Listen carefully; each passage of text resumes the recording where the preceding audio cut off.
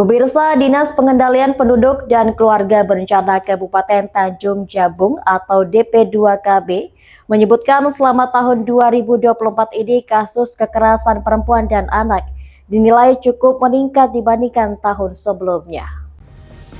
Kasus perempuan dan anak di Tanjung Barat meningkat dibandingkan tahun sebelumnya.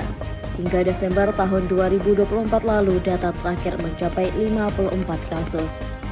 Kepala UPTD PPA Herdianti mengatakan, upaya langkah Pemkab untuk mengedukasi agar jangan melakukan kekerasan terhadap anak, terkhusus bagi para orang tua. Namun di sisi lain, selain kekerasan terhadap anak juga terdapat kekerasan terhadap istri atau yang sering dikenal dengan sebutan KDRT.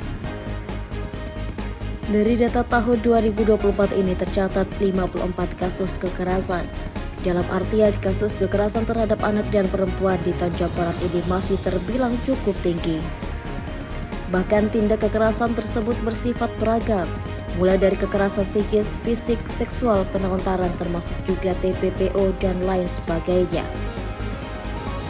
Saat ini UPT kami masih terus melakukan penjangkauan kasus di desa-desa untuk melakukan pendampingan terhadap korban-korban tersebut. 2024 ini mengalami penurunan. Tahun 2003 ada 30 kasus, sekarang cuma tinggal 30 kasus, tapi korbannya meningkat karena ada salah satu korban pelecehan itu dilakukan di sekolah, itu korbannya ada 7 orang. Selain itu Bu, kayak KDRT atau apa Bu? Nah, kasus KDRT khusus untuk perempuan itu meningkat. Pada tahun 2024 ini meningkat secara drastis. Tahun 2023 cuma 8 kasus, setelah 2004 karena perempuan-perempuan sudah berani melaporkan kekerasan yang dilakukan oleh suaminya. Bu, mungkin untuk UPTD kita selain untuk mediasi atau apa sih tahu kalau angka kita sendiri? Kalau kegiatan yang kita lakukan tahun ini kita sudah lakukan untuk anak sebagai pelaku itu sudah didampingi oleh seorang pengacara, maupun anak sebagai korban semua didampingi oleh pengacara. Kemudian semua anak korban telah kita lakukan pendampingan oleh psikolog, kemudian pemeriksaan dan penanganan lanjutan.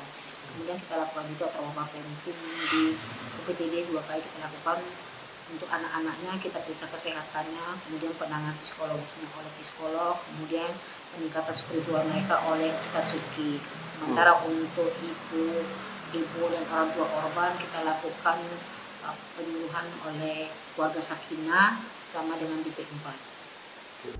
Lebih lanjut, Herdianti menambahkan kekerasan fisik masih mendominasi kasus kekerasan terhadap anak dan perempuan di Tanjung Barat, dan ekonomi masih menjadi faktor penyebab utama. Bentuk kekerasan terhadap anak dan perempuan banyak macamnya, mulai dari dampak fisik, psikis, seksual, dan lainnya.